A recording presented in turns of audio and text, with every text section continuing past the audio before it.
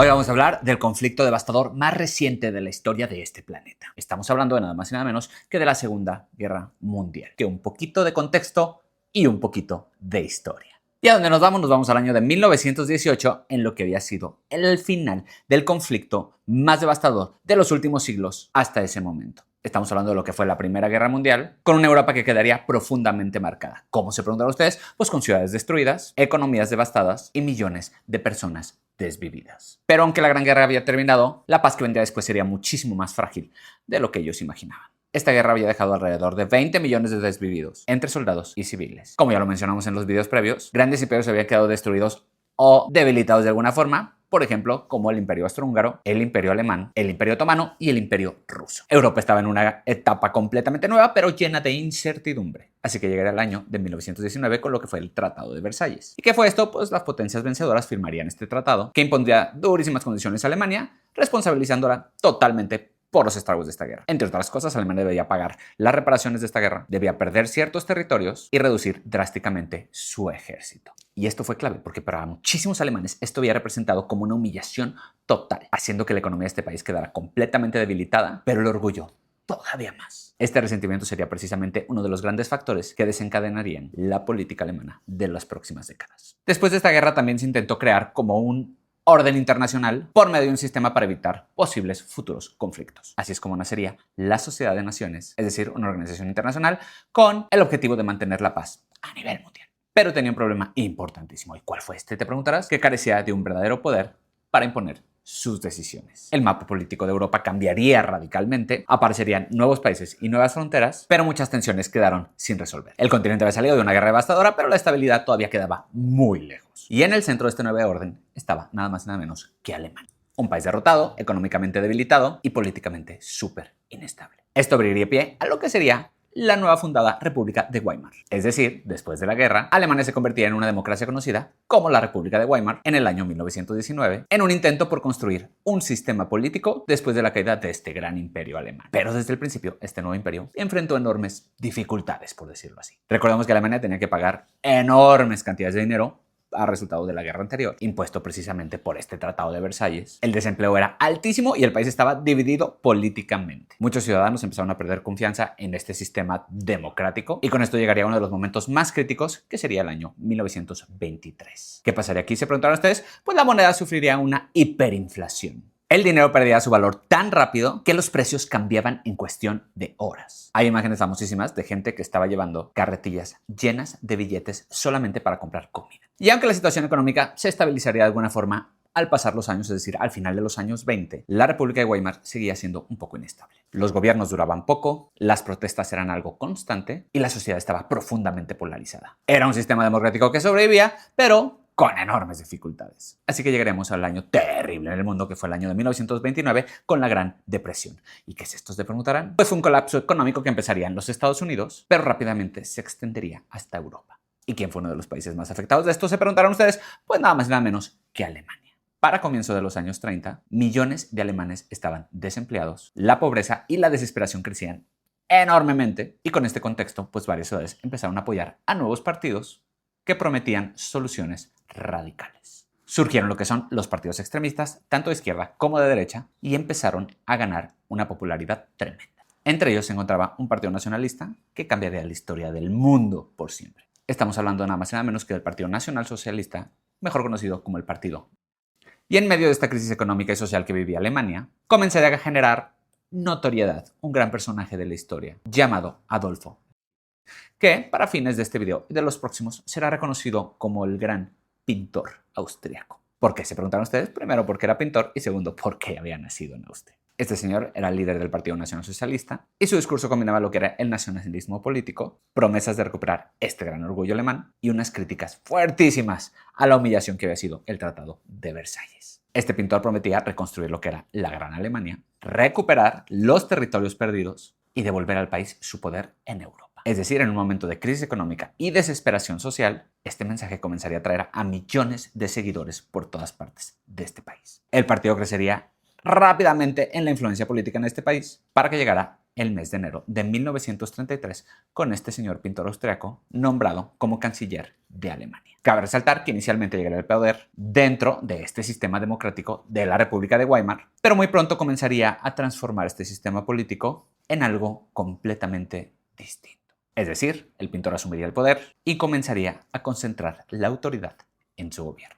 ¿Cómo es esto? Se preguntan ustedes. Pues los partidos opositores prácticamente quedarían prohibidos. La prensa sería mayormente controlada y el poder se centralizaría en este régimen nacionalsocialista. Es decir, en pocos años, Alemania dejaría de ser una democracia para convertirse en una dictadura totalitaria. Y a pesar de las restricciones que habían puesto en el Tratado de Versalles acerca del armamento de Alemania, este régimen comenzaría a reconstruir lo que es el ejército, invertiría masivamente en armamento militar y prácticamente se prepararía para lo que sería una nueva guerra. El proyecto del pintor no se limitaría a lo que es Alemania. Su objetivo era expandir este imperio alemán por toda Europa y crear lo que este régimen reconocería como un espacio vital para la nación alemana. ¿Y cómo lo lograría? Se preguntarán ustedes. Pues Alemania tendría que empezar a desafiar lo que era el orden internacional establecido después de la Primera Guerra Mundial. ¿Y qué hace Europa? Pues algo que seguramente no debieron de haber hecho, que era observar de lejitos.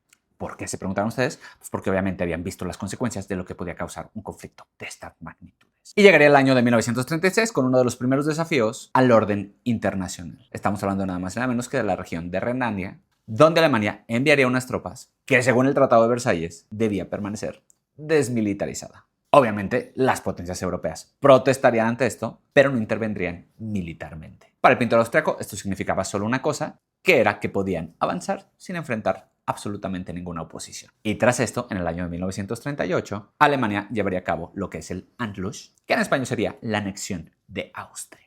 Este país quedaría incorporado a lo que es el Tercer Reich sin ninguna guerra abierta todavía. Una vez más, las potencias europeas reaccionan con preocupación, pero sin detener este avance alemán. Y más tarde surgiría otra nueva crisis, ya que si dejamos al pintor avanzar, él va a seguir. ¿Y qué es lo que hace este pintor precisamente? Pues exige nada más y nada menos que los Sudetes. ¿Qué es esto? Se preguntaron ustedes. Pues es una región de lo que es Checoslovaquia con población que hablaba alemán. Este era el argumento que usaba. Obviamente las tensiones crecen y Europa empieza a temer realmente que puede estallar una nueva guerra. En el año de 1938, líderes internacionales como Neville Chamberlain, que era el primer ministro británico en ese entonces, intentaría lo que es mediar este conflicto en base a negociaciones. Entonces se llevaría a cabo lo que es el anexo de Múnich. ¿Qué es esto? Se preguntará. Pues básicamente le dan permiso a Alemania de anexar los Sudetes a cambio de que ya se pare ahí. ¿Cuál sería la consecuencia de esto? Pues absolutamente todo lo contrario. Es decir, en marzo de 1939 continuaría lo que es esta expansión alemana, ocupando lo que es el resto de Checoslovaquia. Esto demuestra que las ambiciones del pintor austriaco iban muchísimo más allá de lo que eran las concesiones iniciales. Con esto, las tensiones de Europa alcanzarían un punto crítico. Es decir, el pintor austriaco observaría lo que sería su siguiente objetivo, y esto sí ya es brutal. ¿A dónde dirigiría su mirada? Pues a nada más y nada menos que a Polonia, exigiendo sus territorios y el acceso a corredores estratégicos. Y al mismo tiempo, nada tonto, Alemania firmaría un acuerdo secreto con la Unión Soviética llamado el Pacto Molotov-Ribbentrop, en el cual incluían algo así, más o menos como dividirse entre ellos dos Europa del Este. Y sí, como lo escuchas, la URSS y Alemania se convertirían de alguna forma en los primeros aliados de esta Segunda Guerra Mundial. Finalmente llegaría el día 1 de septiembre del año de 1939, donde Alemania invadiría Polonia, ocasionando ahora sí el inicio de esta Segunda Guerra Mundial con la declaración de guerra hacia Alemania por parte de Francia y del Reino Unido. Oficialmente Europa entraría de nuevo en una guerra que se convertiría en el conflicto más devastador de la historia humana. Nos quedamos con la invasión de Alemania hacia Polonia. Esto fue el 1 de septiembre del año 1939, con un ataque que marca oficialmente el inicio de esta Segunda Guerra Mundial. ¿Cómo fue esto? Se preguntan ustedes. Pues Alemania utilizaría una nueva estrategia militar que sorprendería al mundo entero. ¿Cuál es esta? La Blitzkrieg, o mejor conocida en español como la Guerra Relámpago. ¿Y en qué consistía? Consistía básicamente en ataques rápidos coordinados por tanques, por la aviación y por las tropas móviles. La idea de esto era romper las filas enemigas mucho antes de que pudieran organizarse. Así que con esto, Polonia quedaría prácticamente sobrepasada y superada para caer inmediatamente. Y solo unos días después, es decir, el 17 de septiembre de este mismo año, la Unión Soviética haría lo suyo por el este tras el pacto Molotov-Ribbentrop del cual ya hablamos. Invadiría lo que es la parte oriental de Polonia para que en pocas semanas este ejército quede completamente derrotado por dos frentes. El país quedaría dividido entre Alemania y la Unión Soviética, y esto para Europa sería un aviso de algo fuertísimo, que es que este conflicto no quedaría en una guerra pequeña. El 3 de septiembre de 1939, como ya lo comentamos, el Reino Unido y Francia le declararían la guerra a Alemania, pero durante los primeros meses ocurriría algo muy extraño. ¿Qué es esto? Se preguntan ustedes. Pues básicamente que aunque la guerra había comenzado oficialmente, en el frente occidental casi no había combates. A este periodo se le conocería como la Guerra Falsa, que fue esto que durante meses ambos bandos se prepararían, movilizarían sus tropas, reforzarían sus defensas y aunque Europa estaba en guerra, pues básicamente los enfrentamientos todavía no se comenzaban a dar. Y mientras esto pasaba, obviamente el pintor austriaco estaba preparando su siguiente movimiento.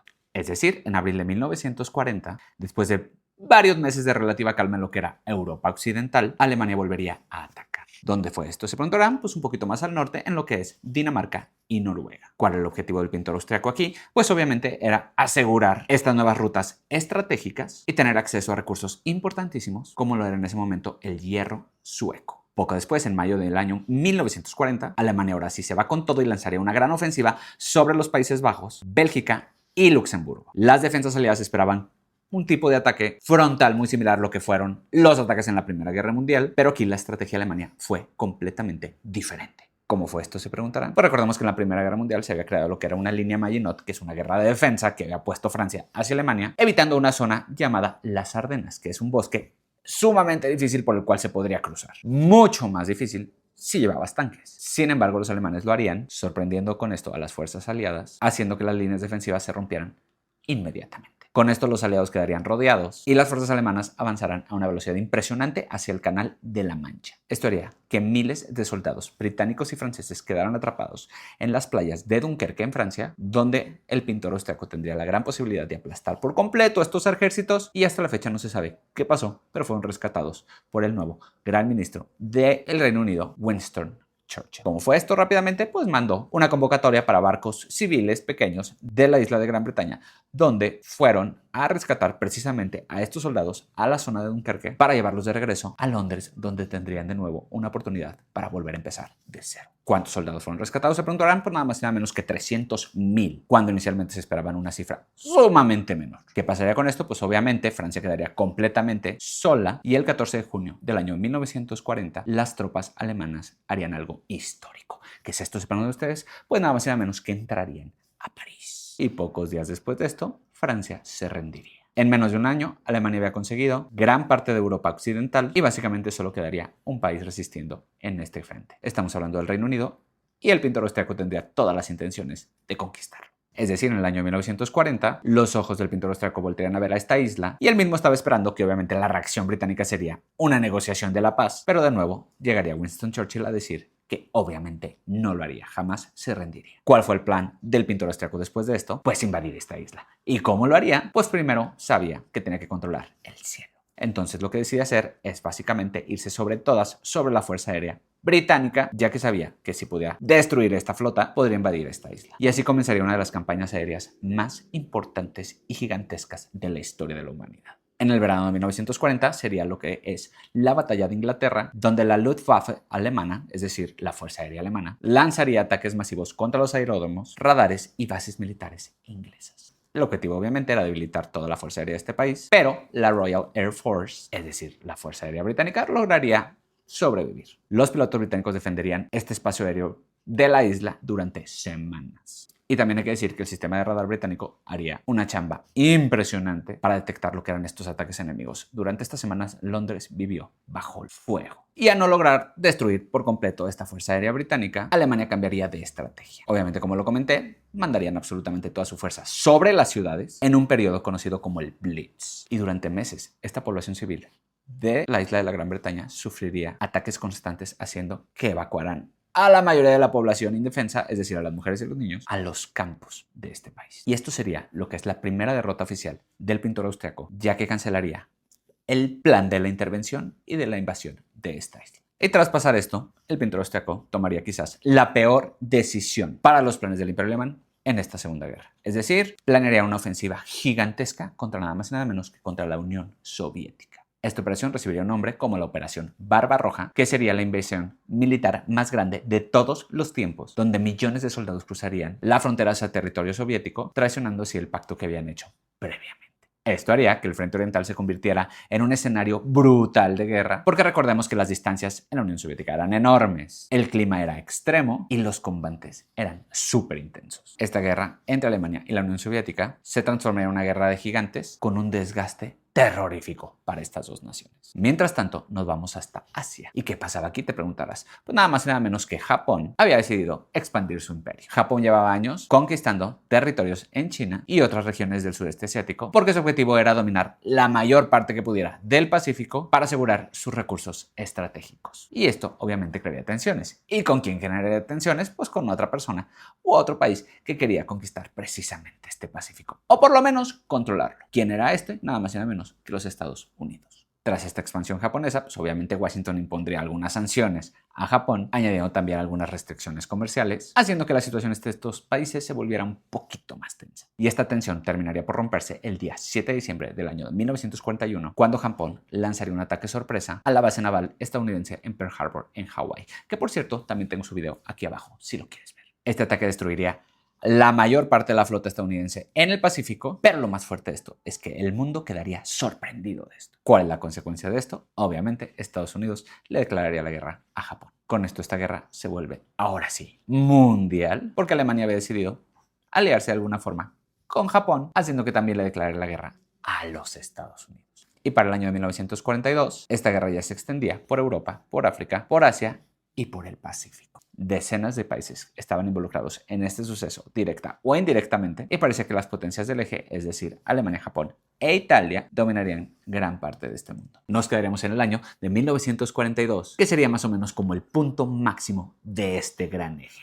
Este eje estaba conformado por Alemania, por Japón y por Italia. Y como mencionamos al final del capítulo anterior, Alemania ya había empezado a luchar contra lo que era la Unión Soviética, pero en este tiempo se enfrentaba en otro lugar. Otro evento importante, estamos hablando del conflicto del norte de África. Esta región era estratégica porque controlaría el Mediterráneo y el acceso al canal de Suez, que era una ruta vital para el comercio y también para el transporte militar. El dictador italiano Benito Mussolini, que para fines del video también le llamaremos Benito, había entrado a esta guerra junto a Alemania en el año de 1940 e intentaría expandirse a lo que es el norte de África, especialmente desde su colonia Libia. Pero sus fuerzas enfrentarían grandes dificultades contra los británicos. Y para apoyar a estos italianos, el pintor austriaco enviaría algunos refuerzos con un ejército llamado los African Corps. Con estos African Corps llegaría un personaje de la historia que se convertiría en una de las figuras militares más importantes de esta guerra, llamado Erwin Rommel. Este general, también conocido como el Zorro del Desierto, lideraría lo que son las fuerzas del eje en lo que es el norte de África. Sus tácticas rápidas y agresivas empezarían a poner a sudar a los británicos, haciendo que durante un buen tiempo el control de este desierto cambiara de manos de un lado para otro por un ratito. Hasta que llegaría un punto de inflexión en el año 1942 con lo que es la segunda batalla del Alamein en Egipto. ¿Qué es esto? Se preguntaron ustedes. Pues las fuerzas británicas comandadas bajo el general y personaje de la historia, Bernard Montgomery, lograrían detener lo que es el avance del eje en una de las grandes primeras derrotas de Alemania en lo que es el frente occidental. Y en el otro frente, es decir, en el frente oriental, se librarían una de las batallas más grandes y más sangrientas de toda la historia. Millones de soldados combatirían en este enorme territorio, haciendo que en el año 1942 las tropas alemanas lancen una nueva ofensiva sobre la Unión Soviética. ¿Cuál es el objetivo de estos? Pues controlar los campos petrolíferos del Cáucaso, que eran esenciales para mantener a esta gran maquinaria alemana. Y ya en ese camino se encontrarían con una ciudad bastante estratégica llamada Stalingrado. Era una ciudad clave que estaba ubicada justo a la orilla del río Volga, y controlarla significaría dominar lo que son las rutas industriales y también los transportes cruciales. Además que para el pintor austriaco invadir lo que era esta ciudad también tenía un valor simbólico. Y así comenzaría lo que era la batalla de Stalingrado. Esta guerra se libraría calle por calle, edificio por edificio, haciendo de este uno de los enfrentamientos de la guerra más intensos, brutales y sangrientos de toda la historia. Ya que recordamos que las condiciones eran extremas, lo que hacía también que las pérdidas humanas fueran gigantescas. Y regresando a lo que era el norte de África, pues llegaría un invitado muy especial. Estamos hablando que en este año 1942, en lo que se le llamaría como la Operación Torch, las tropas estadounidenses desembarcarían en este norte de África. Y con esto, las fuerzas del eje quedarían atrapadas entre lo que eran los británicos que ya estaban ahí y los estadounidenses que acababan de llegar. ¿Qué ocasionaría esto? Se preguntarán. Pues en el año 1943, el eje perdería lo que es el norte de África. ¿Cómo pasaría esto? Pues se rendirían y el Mediterráneo quedaría inclinado hacia el lado de los aliados. Aquí una pequeña pausa para decirte que los alemanes habían dejado lo que era el norte de África y ya tenían resuelto lo que era el frente occidental, pues obviamente nomás estaban enfocados en el frente oriental con la Unión Soviética. ¿Y qué pasaba del otro lado del mundo? Es decir, en el Pacífico pues se libraba otra guerra. Como ya lo había comentado, Japón había conquistado un montón de territorios y después de Pearl Harbor en el año 1941, su imperio básicamente se extendía desde China hasta las Filipinas y el sudeste asiático. ¿Cuál era la estrategia japonesa? Se preguntarán ustedes. Pues era dominar el Pacífico y asegurar los recursos como el petróleo, el caucho y los minerales que daban estos territorios, haciendo que durante los primeros meses de esta guerra del Pacífico pues Japón avanzara brutalmente. Pero en este momento Estados Unidos comenzaría a rearmar lo que es su flota del Pacífico y también su estrategia militar para dirigirse hacia allá. Así que llegaría el año 1942 con la batalla de Midway. Esto fue en junio de este mismo año y sería uno de los momentos más importantes de esta Segunda Guerra Mundial, ya que gracias a que se habían descifrado los códigos japoneses, los estadounidenses conocerían lo que era el plan de ataque de estos y les permitiría hacer lo que era una emboscada naval. Y es justo en esta guerra donde los Estados Unidos lograrían hundir a nada más y nada menos que 4 portaaviones japoneses, con lo que Japón perdería una parte fundamental de su fuerza naval. Este golpe sería el que inclinaría la balanza del Pacífico hacia el lado de los aliados. Y después de Midway, los Estados Unidos planearían otro contraataque conocido como el Island Hopping. ¿Y en qué consistía esto? Se preguntarán. Pues consistía en avanzar de isla en isla, recuperando territorio por territorio, hasta que se acercaran gradualmente a Japón. Cada batalla era intensa, cada batalla era costosa, y entre estas batallas las más famosas fueron las conocidas como la de Guadalcanal, Saipan y la de Iwo Jima. Las condiciones del Pacífico eran sumamente extremas y la resistencia japonesa era muy fuerte, pero poco a poco los aliados comenzarían a ganar terreno en este Pacífico. Llegaremos a finales del año 1943 y principios de 1944, donde esta guerra ya se empezaría a cambiar. Es decir, la balanza empezaría a inclinarse hacia otro lado. Alemania comenzaría a retraerse en lo que es el frente oriental con la URSS, el eje ya había perdido también lo que era el norte de África y Japón comenzaría a perder terreno en el Pacífico. Esto haría que en el año 1954 los aliados planearían lo que es la reconquista de sus territorios. Y sabían que para lograr esto necesitaban abrir un frente por el lado occidental.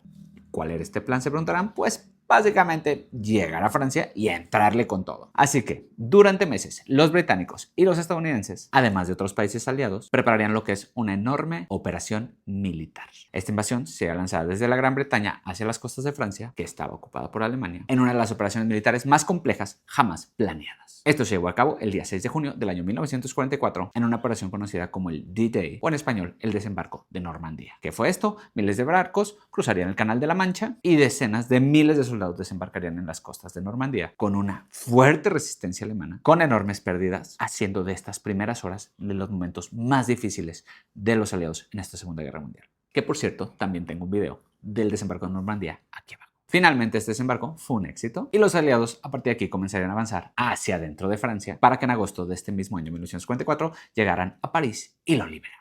Esto sería un golpe más que militar, simbólico para Alemania, que comenzaría a perder sus lugares clave. Y mientras esto sucedía en el occidente, en el oriente, los rojos comenzarían a hacer lo mismo. Seguirían avanzando hacia Europa Occidental, haciendo que Alemania se quede atrapada entre dos frentes, haciendo que el colapso del Tercer Reich se convirtiera en una próxima realidad.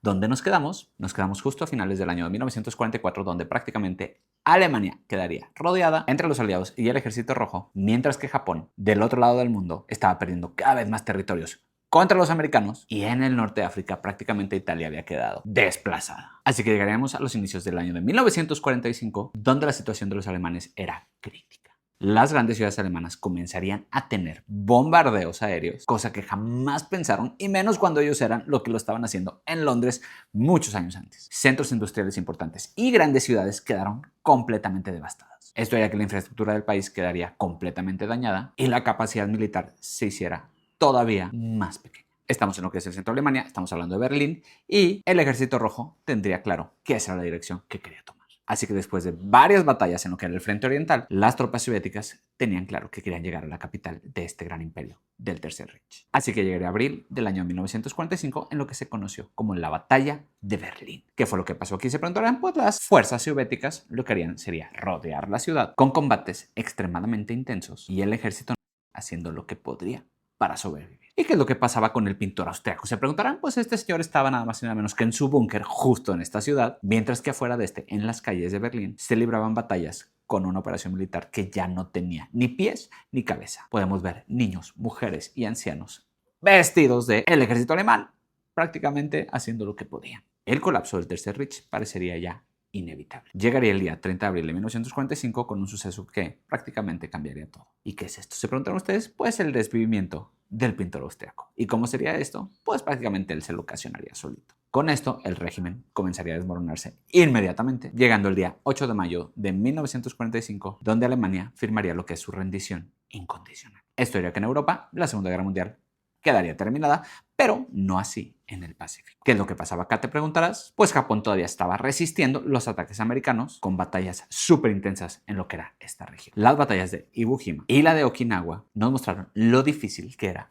poder derrotar a este imperio del Japón, haciendo que ambos bandos sufrieran pérdidas terribles. Así que ante esto, los Estados Unidos reaccionarían y planearían lo que era una invasión al archipiélago de las islas del Japón. Muchos líderes militares pensaban que esta invasión provocaría millones de pérdidas estadounidenses y que esto podría causar que la guerra se prolongara todavía más. Pero no contaban con que las grandes esferas de este poderío norteamericano estaban preparando un proyecto secreto conocido como el Proyecto Manhattan, que se trataba de nada más y nada menos que de una bomba atómica. Así que el día 6 de agosto de 1945, los estadounidenses lanzarían lo que es la primera bomba atómica sobre población civil en la ciudad japonesa de Hiroshima, con una explosión que causaría una devastación inmediata. ¿Qué haría esto? Pues prácticamente desaparecería la ciudad del mapa. Y 3 días después, es decir, el 9 de agosto, una segunda bomba caería sobre la ciudad de Nagasaki, ocasionando una destrucción sin precedentes, haciendo que finalmente el imperio japonés tome una decisión crucial. ¿Cuál es esta? Se preguntarán. Pues el 2 de septiembre del año de 1945 firmará su rendición